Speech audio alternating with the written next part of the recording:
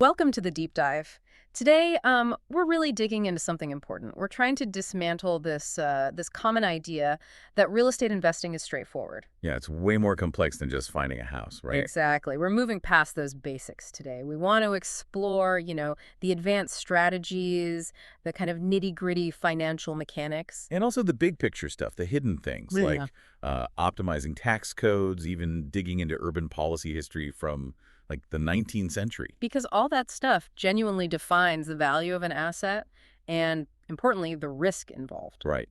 And the info we've pulled together today, it's really for you, the listener, who needs to get up to speed fast on what, truly seasoned investors are actually doing. Our goal isn't just a summary. It's about giving you those specific nuanced details, the kind you can actually use. Yeah, things you can integrate.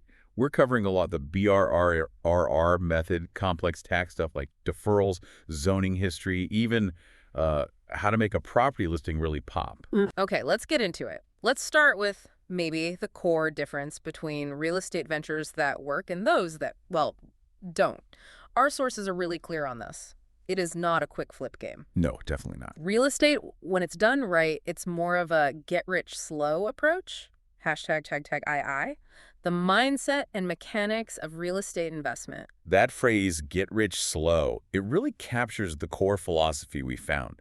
Building real, lasting wealth in real estate. It's incremental. It relies on factors that honestly take years. Like what specifically? Well, think about the slow grind of paying down your mortgage principal. That takes time. And appreciation, the property value going up that happens over market cycles, not overnight. And cash flow too, right? Gradually increasing rents year after year. Exactly. Those three things, principal pay down, appreciation, cash flow. They build wealth slowly but surely. Okay, so the problems start when people try to rush it. Precisely. When investors try to force strategies too fast, maybe chase crazy high returns or take on way too much risk, well, that's often where things go wrong, leads to poor outcomes. But you mentioned there is a system people use to speed things up a bit without just gambling. The BRRR method. Yes, BRRR. It stands for buy, rehab, rent, refinance, repeat. It's really a system designed to increase the velocity of your money, your capital efficiency. So it's not just waiting for the market to push prices up. Right. The key concept here is forced appreciation. That R for rehab isn't just fixing things up, it's strategic renovation. The goal is to make the property's appraised value jump up significantly more than what you actually spent on the rehab. Okay, so you buy it, fix it smart, get tenants in to stabilize the income. Then comes the refinance step. That's crucial. You aim to pull out, say, 75% or even 80% of that new, higher appraised value as cash. So you get your initial investment back out. Ideally, yes. That's the efficiency prize. You recycle that initial cash into the next deal so you can grow your portfolio without constantly saving up huge new down payments. It's like an engine for accelerating growth. Makes sense, but it sounds like it has potential pitfalls too. Oh, absolutely. And the investor needs to be aware of those risks. Probably the biggest failure point in BRRR is that refinance step. Specifically, a low appraisal. How does that happen? Imagine you over-rehab. Maybe you spend $80,000 on renovations, really hoping for a $100,000 boost in value. But the appraiser comes in and says, nope, based on the neighborhood comps, it's only worth $50,000 more. Ouch! Yeah, you've just trapped $30,000 of your cash in that property. That seriously hurts your ability to recycle capital and move on to the next repeat. So you have to be brutally honest about the neighborhood's value ceiling before you even start hammering nails. Ruthlessly objective. Yeah. Which really makes that first step, the buy, the most critical. You absolutely have to predict accurately the maximum value an appraiser will realistically sign off on for that specific property in that specific location, no matter how gorgeous your new kitchen turns out. Got it. Buy right is key. Always. And, once you're committed to buying assets, we need to talk seriously about assessing risk. This is where real estate really differs from, say, stocks or other paper assets. How do we quantify that risk? Well, the standard metric is standard deviation. It measures investment volatility. Okay, let's compare. The numbers you found were pretty striking, weren't they? Standard deviation measures how much returns bounce around the average, right? Higher percentage means more volatility, more risk. Exactly. And the historical data, looking back over decades, is compelling. The stock market, over a 30-year period, it had a standard deviation of about 16.8% per year. 16.8%, so big swings, ups and downs. Huge swings, like a heart monitor during a stressful event, graphically speaking. But real estate values, Over that same long period, their standard deviation was only about 4.0% per year. Wow, only 4%. That's a massive statistical It's difference. incredible. If you graph stock returns, you see sharp cliffs, deep valleys, real estate. The sources describe it as looking like gently rolling hills, Much calmer. much calmer. This inherently lower volatility is really fundamental to why real estate works so well for long-term wealth building. Provided, of course, the investor buys at a sensible price and can ride out any short-term bumps in the economy. It's a physical asset. It just absorbs risk differently, better than paper. Okay, beyond volatility, what are those quick metrics an experienced investor uses to size up a market almost instantly? The price-to-rent ratio is absolutely essential. It's a quick calculation. Basically, the average cost to buy a house versus the average annual cost to rent a similar house in that same area. And what does that ratio tell you? A high ratio, let's say over 21, suggests buying is really expensive compared to renting. That might mean properties are overpriced, and it could be tough to make positive cash flow as a rental. Okay. But a lower ratio, maybe 15 or less, that signals a market where rents are relatively strong compared to purchase prices. It strongly supports buying for long-term rental holds because the rent is more likely to cover your mortgage, expenses, and still leave you cash flow. So that ratio gives you an immediate flag. Maybe buy here, maybe wait over there. Exactly. Quick reality check. But once you do buy, the real measure of success for that specific deal is your return on the actual cash you put in. That brings us to cash-on-cash return. Right. How's that calculated? It's actually pretty simple math. You take your annual net cash flow, that's rent, minus all operating expenses and mortgage payments, and you divide it by the total cash you actually invested. Your down payment, closing costs, initial repairs, etc. So if I put in $50,000 cash total, and after everything, the property generates $4,000 in net cash flow for the year. Your cash-on-cash return is $4,000 divided by $50,000, which is 8%. It tells you the true percentage return you're making on the money you pulled out of your pocket. Okay, that makes sense. But you mentioned something earlier that sounds a bit counterintuitive. Negative leverage. Can you explain how borrowing more money could actually lower your cash-on-cash return? That feels backward. It does confuse people, yeah. Leverage using debt is great when it's positive leverage. That means the cost of your debt, your interest rate, is lower than the overall rate of return the property itself is generating, like the cap rate. So the borrowed money is earning more than it costs. Exactly. But negative leverage flips that. It happens when the interest rate on your loan is higher than the rate of return the asset is producing on its own. Ah, okay. So even though borrowing lets you control a bigger asset. Right. The high cost of that borrowed money starts eating away at your net cash flow more than the extra income it generates. So the numerator in your cash-on-cash calculation, net cash flow, gets squeezed, even though the denominator, total cash invested, might be smaller because you borrowed more. So if you borrow at, say, 8% interest to buy a property that only yields 6% overall. Every dollar you borrow is actually losing you money before you even factor in vacancies or repairs. You're effectively leveraging yourself into a lower cash-on-cash return. Savvy investors watch this closely. They ensure the cost of the financing doesn't kill the deal's profitability on their actual invested cash. Which really underscores the need to stick to the numbers, the cold, hard math, and not get swept away by market excitement or hype. Absolutely critical, because markets, especially for paper assets, are so vulnerable to just pure hype. Yeah, the sources had that almost unbelievable example. Oh, the Long Island iced tea company. Yeah. Classic example of market mania. During the crypto craze, you saw these tiny companies, sometimes with no real business, just change their name to include blockchain or something similar. And our stock price would just explode, right? Long Island Iced Tea Corp became Long Blockchain Corp overnight. And the stock shot up 289%, just based on the name change. No significant change in their actual unprofitable beverage business. It was pure speculative frenzy herd mentality. It shows how detached paper assets can get from any real underlying value. Totally detached. And the lesson for real estate investors is crystal clear. You have to buy based on investment value, calculated value, using metrics like cash on cash, price to rent, projected net operating income. If you buy based on hype, the feeling that prices will just keep going up forever, well, you're setting yourself up for the same kind of crash that hit those long blockchain buyers. By the numbers, not the story. Okay, let's pivot now. We've covered the mindset, the mechanics. Let's talk about the real power moves using the tax code. How do you keep more of that get-rich-slow wealth you're building? #tech2. advanced investment strategies, and tax optimization. Right. This is where, honestly, you separate the folks who are just dabbling from those who are serious wealth builders. Hmm. The sources basically say there are two tax systems in America. Both are legal, but the difference comes down to knowledge and how you apply it. And the first big concept here is leveraging debt, which we touched on. But the real magic comes from the tax benefits tied to owning the asset itself, specifically depreciation. Depreciation, yeah. It's huge. It's technically a non-cash write-off.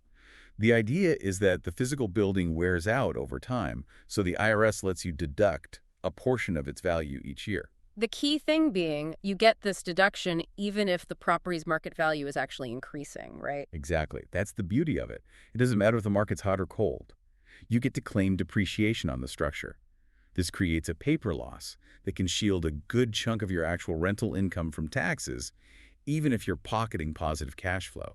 Okay, but the sources had a really strong warning here. Something critical every investor needs to burn into their brain about claiming depreciation. You have to claim it, right? Even if you don't think you need the deduction that year. Why is skipping it such a terrible mistake? It's potentially disastrous because of how the IRS calculates taxes when you eventually sell the property. It's called depreciation recapture. The IRS essentially calculates your taxable gain as if you took the allowable depreciation every single year you owned it, whether you actually claimed it on your tax returns or not. Wait, really? So if you don't claim it, You still owe the tax on that recaptured depreciation when you sell. You get none of the yearly benefit, but you still pay the tax liability at the end. You've basically thrown away a massive tax advantage for no reason. wow, okay. So the sources are saying it's just completely illogical not to claim depreciation every year. You absolutely must do it. You must. Even if you can't use the loss that year, you establish it and carry it forward. But you have to claim it. That detail alone, the IRS, assuming you took it, separates the pros from the amateurs. That's a huge takeaway. Now, sticking with losses, let's talk about another potential landmine. Classifying losses correctly if you sell a rental property for less than you have in it. A genuine loss. Yeah, this is another area where even some tax preparers can get it wrong, unfortunately. When you have a loss from selling a rental property, which is usually treated as a passive activity, unless you meet specific IRS criteria to be a real estate professional, that loss is generally classified as an ordinary loss. It's not a capital loss. And why is that distinction, ordinary versus capital, so incredibly important financially? What's the impact? It's massive. Capital losses are actually pretty limited in how you can use them. You can mostly only use them to offset capital gains. If you don't have any capital gains, you're usually stuck deducting only $3,000 per year against your regular income, like your salary. A big capital loss could sit on your books for decades, doing very little for you. Okay, so very restricted use. What about ordinary losses? Ordinary losses are much more flexible. There generally isn't that strict $3,000 annual limit against other ordinary income. So let's imagine a scenario. Maybe an investor faces a big, unexpected tax hit, like having a large amount of debt forgiven, which gets taxed as ordinary income. Right, cancellation of debt income. Nasty surprise sometimes. In that situation, if they also happen to sell a rental property at a loss that year, generating a large ordinary loss. They could use that entire ordinary loss to wipe out that potentially huge cancellation of debt income tax bill immediately. Potentially, yes. Subject to other tax rules, of course. But the point is that ordinary loss has immense power to offset other ordinary income right away. It can be a lifesaver for smoothing out income spikes or absorbing unexpected tax hits. A misclassified capital loss in that same scenario. Almost useless. That's incredible. Getting that classification right could literally save someone hundreds of thousands in taxes in the right or maybe wrong circumstances. Absolutely. Knowledge of these arcane rules really is power. Which brings us to maybe the ultimate strategy for preserving wealth across deals, the 1031 exchange. Ah, yes, the 1031, the like-kind exchange. Explain how powerful this is. It's arguably one of the most powerful tools in the entire tax code for real estate investors. It lets you defer paying capital gains taxes potentially indefinitely when you sell an investment property, as long as you reinvest the proceeds into another like-kind investment property of equal or greater value. It's how fortunes are built and passed down through generations in real estate. The tax deferral is huge, but the process sounds notoriously strict. What are those deadlines? The ones that if you miss them by even a day, the whole thing blows up. They are absolutely rigid, no exceptions. First, from the day you close on selling your original property, the relinquished property, you have exactly 45 calendar days to formally identify potential replacement properties in writing.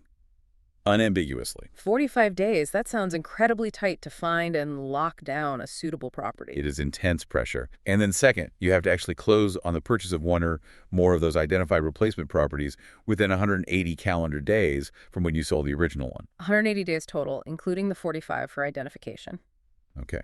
What's the most common reason people mess up that 45-day identification window? Is it just not finding anything? Often, it's not just finding a property, but finding one that works within the specific identification rules and seems likely to actually close. Many investors use what's called the three-property rule. Allows you to identify up to 3 potential replacements regardless of their value. But what if your first choice falls through? Maybe title issues pop up, or the lender drags their feet. Then you pivot to number 2, and maybe that one has appraisal problems. And you can't just add a 4th property to the list after day 45. Exactly. If you identified 3, the first 2 crater, you're banking everything on that third property closing successfully within the 180-day total window. It requires meticulous planning and often having backup options ready. And there's another key piece, right? You can't actually touch the money from the sale yourself. Correct. The entire process has to be managed by a neutral third party called a qualified intermediary, or QI.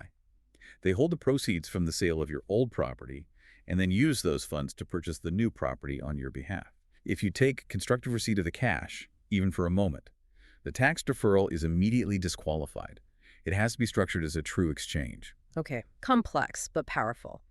Now, let's shift gears slightly within tax strategies. What about using retirement accounts like Roth IRAs for real estate? Yeah, this is another advanced area. Roth IRAs are amazing because the money grows tax-free, and qualified distributions in retirement are also completely tax-free. So how does that apply to lumpy assets like real estate? Well, if you set up a self-directed Roth IRA, which gives you more control over investments, you could potentially use those funds to buy a rental property inside the Roth. If you follow all the complex rules, especially around avoiding prohibited transactions with disqualified persons and how leverage works inside an IRA, then all the rental income, all the appreciation, and the final sale proceeds could be entirely tax-free. Forever. Wow, that sounds complicated though, managing a property inside an IRA. It definitely has hurdles. But there's another way to use Roth funds that's maybe less hands-on but still powerful. What's that? Using your self-directed Roth IRA to act as a private lender, lending money to other real estate investors. Okay, how does that work? Think about it.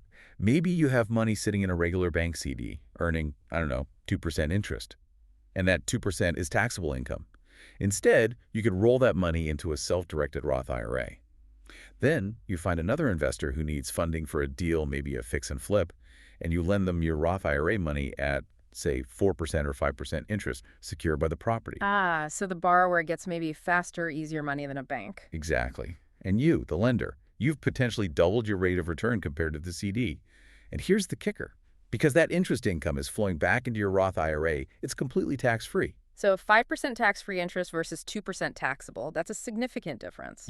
It's a highly efficient way to deploy capital and let it grow shielded from taxes, as long as everything is done strictly at arm's length and follows IRS rules. It's advanced planning, turning tax advantages into a growth engine. Okay, one last point in this section. The exit strategy. Let's say you have that first investment house, maybe you lived in it, then rented it out. When it's time to sell, the sources had a very specific recommendation for the ideal buyer. Yes. Sell it only to a user, meaning an owner-occupant, someone who plans to live in the house themselves. Not another investor or landlord. Why the strong preference for an owner-occupant? Because they pay top dollar. They're buying a home, not just an income stream on a spreadsheet. They get emotionally attached. They value things like the neighborhood feel, the school district, the way the kitchen looks, things an investor sees mostly as inputs to a calculation. They'll pay a retail price, the maximum market value. And crucially, how do they usually pay? That's the other key part. Owner-occupants typically qualify for mortgages, covering most, if not all, of the purchase price. This means you, the seller, get all your cash at closing. Clean exit. No messing around with seller financing or complicated contingencies that investors often ask for. Which is exactly what happens if you try to sell to another landlord, right? Precisely. Another landlord is going to be a tough negotiator. They're in the same numbers you are, price to rent, cash on cash. They'll likely want a discount off retail. And they often push for seller financing to reduce their own cash outlay or avoid bank hassles. That just complicates your exit, delays getting your capital back, and adds risk. Sell to the end user if you can. All right, so we've got the investment mindset dialed in. We understand the leverage and the tax angles. Now let's talk about the actual house. Because all that financial wizardry doesn't mean much if the property itself doesn't appeal to buyers, right? It starts with staging. Absolutely. And staging is more than just making it look tidy. It's fundamentally psychological. It's about taking the current owner or tenant, out of the home. What does that involve practically? Aggressive decluttering is step one. Removing all the personal stuff, family photos, collections, specific hobbies. Simplifying the decor. Pre-packing things you don't need daily. The goal is to create a neutral, inviting blank canvas so buyers can mentally move their own lives in. The sources said the secret is fitting the needs and dreams of the target buyer. How do you do that? You need to understand who is likely to buy a home at that price point in that specific neighborhood. Is it young families, professionals, empty nesters? Then you stage the home to showcase the lifestyle they aspire to. So if it's a family home. You emphasize organized storage, maybe stage a kid's room cleanly, show off a great space for entertaining. If it's a downtown condo for a young professional, you highlight a sleek home office area, maybe a sophisticated living room setup. Emphasize low maintenance. Okay, this leads right into repairs. It must be tempting for an investor, especially on a tight budget, to just skip fixing the little things, maybe offer a credit instead. Bad idea. Generally, yes, a bad idea. Deferred maintenance is like a giant flashing warning sign to buyers. It scares pretty much everyone. Why both first-time and experienced buyers? First-time buyers often see a leaky faucet or cracked tile and imagine a huge, expensive underlying problem. They don't know the real cost, get intimidated, and walk away. Experienced buyers. They know exactly what it will cost in time and money to fix those things, and they will lowball their offers significantly to compensate themselves for the hassle. So, fix what needs fixing before listing. But what if you genuinely can't afford a major repair on, say, a lower-end rehab project? Then honesty is your best policy. You absolutely must disclose the known problem. But crucially, don't just disclose it. Go get a professional written estimate for the cost of the repair and provide that to potential buyers. Ah, so you take the uncertainty out of it for them. Exactly. Now they know the real cost. They can factor that specific number into their offer rather than guessing wildly and likely overestimating the cost or just running scared. Transparency builds trust and keeps deals alive. Okay, and for updates that are affordable, any high-impact, low-cost suggestions from the sources? Definitely. Kitchens are always key. A simple but effective update is painting tired cabinet doors and frames. Use a high-gloss light enamel, like white or off-white on the outside. It brightens the whole room, makes surfaces seem clean and new, and high gloss is easy to wipe down. What about the insides? Maybe paint the insides with a medium semi-gloss and a neutral color for durability. And the cheapest, fastest upgrade. Replace all the old cabinet handles and drawer pulls with new, modern hardware. Brushed chrome, nickel, or matte black can instantly make dated cabinets look much more contemporary. Costs maybe a few $100, but changes the whole feel. Nice. Okay, moving beyond just fixing and painting, let's talk about interior design choices that actually sell a lifestyle. How does furniture layout play into this? The way you furnish and arrange the space should actively demonstrate how someone might live there, aligning with their aspirations. Are you targeting buyers who love to entertain? Then stage with ample, comfortable seating arranged for conversation. Target market more likely to be quiet readers or focused professionals. Showcase a cozy reading nook with great lighting or a well-defined, appealing home office space. You're literally painting a picture of their future life in that house using furniture. That's exactly the goal. And color plays a massive role in setting that stage, too. The source is called color choice is decisively important. Why so critical? Because color has a huge subconscious impact on how we perceive a space. Yeah. It affects mood, perception of size, light levels. For selling, light neutral tones are almost always the safest and most effective bet. Like grays, whites, pale beiges. Yes. They make rooms feel larger, brighter, and cleaner. Crucially, they allow potential buyers to easily visualize putting their own furniture and decor, their own color preferences, into the space. Bold, specific colors can be polarizing and create friction. They make it harder for buyers to imagine it as their home. Makes sense. And there's another subtle factor mentioned, acoustics, how sound moves in the house. Yeah, buyers notice this, even if they don't consciously think bad acoustics. A home that echoes badly where footsteps clatter loudly just feels, well, cheap or uncomfortable. So how do you address that? Rugs are the main tool, especially on hardwood or tile floors. They absorb sound and deaden footsteps. If a room's known for problematic acoustics, maybe large open living areas, high ceilings, or even kids' playrooms, you need thick rugs. Area rugs with a substantial pile.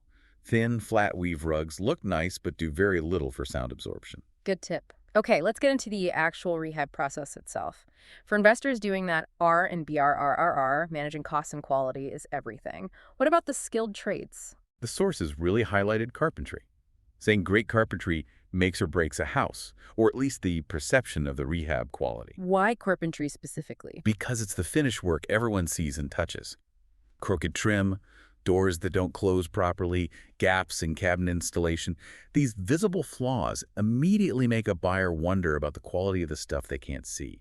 The plumbing behind the walls, the wiring, the roof repairs. If the finished work looks sloppy, they assume the hidden work is even worse. Quality carpentry signals overall quality. Okay.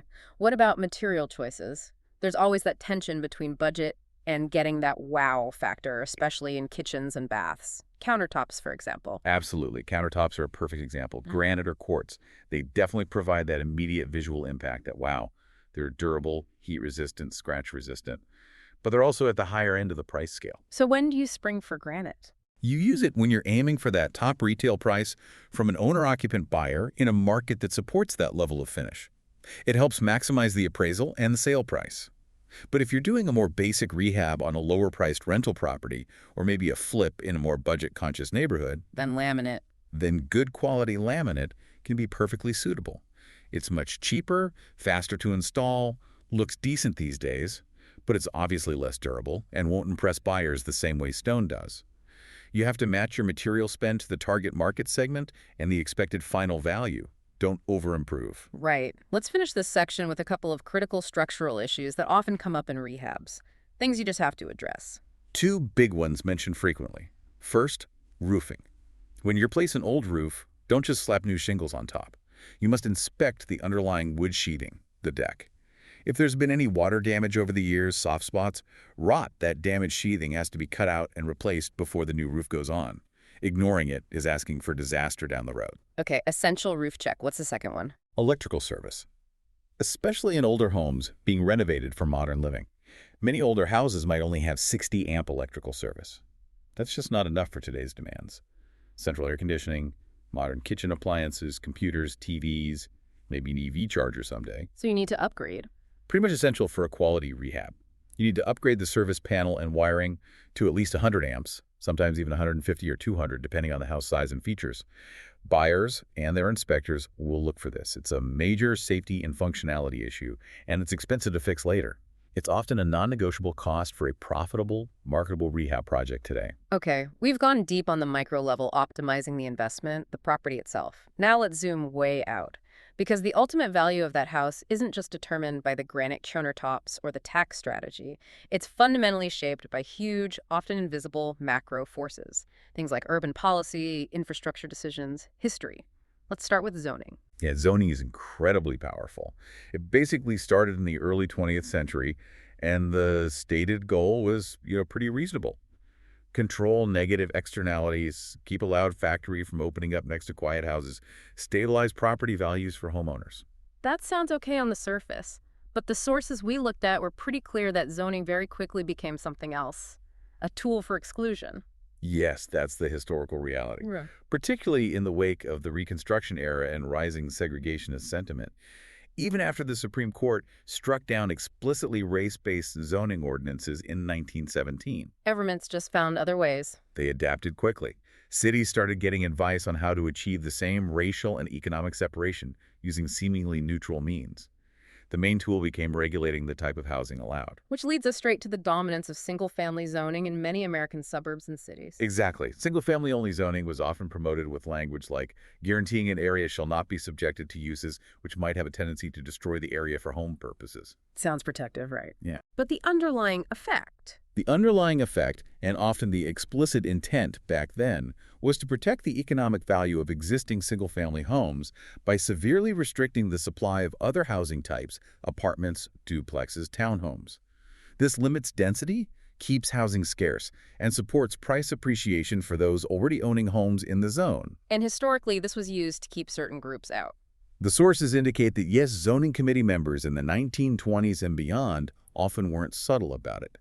A key goal of separating single-family districts from areas allowing multifamily housing was to limit affordable options, thereby preventing lower-income families, often recent immigrants or racial minorities, from moving into certain neighborhoods. So today's land use maps aren't just neutral planning documents. They carry the legacy of these historical systems designed for separation, which, ironically or intentionally, also baked in mechanisms for higher asset appreciation in those protected exclusive zones. That's a fair assessment based on the historical sources.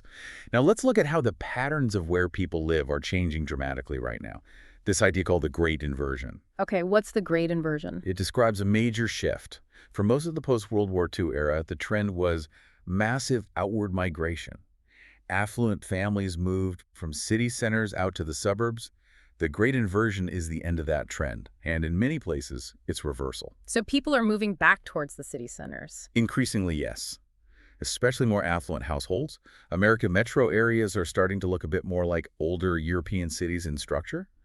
Wealthier people clustering in the vibrant, amenity-rich urban core, while lower-income populations are increasingly found on the outskirts or in older inner-ring suburbs. Why the shift back to the center? Several reasons. Desire for shorter commutes, access to jobs concentrated downtown, walkability, restaurants, culture. People are willing to pay a premium for that convenience and lifestyle. So for an investor looking at long-term value drivers in this inverted landscape, what are the absolute key factors? Two things stand out consistently. Proximity to the urban core itself, and perhaps even more critically, proximity to high-quality public transit. Why transit specifically? Because good transit provides reliable access to those core jobs and amenities without needing a car for every trip. Land located near subway stops, light rail stations, even frequent bus routes is inherently scarce. And scarcity drives up prices. Massively. That infrastructure, the transit lines, becomes a huge determinant of land value and consequently housing prices. Properties in those transit-served locations tend to appreciate faster and hold value better, offering strong potential returns for investors who get in.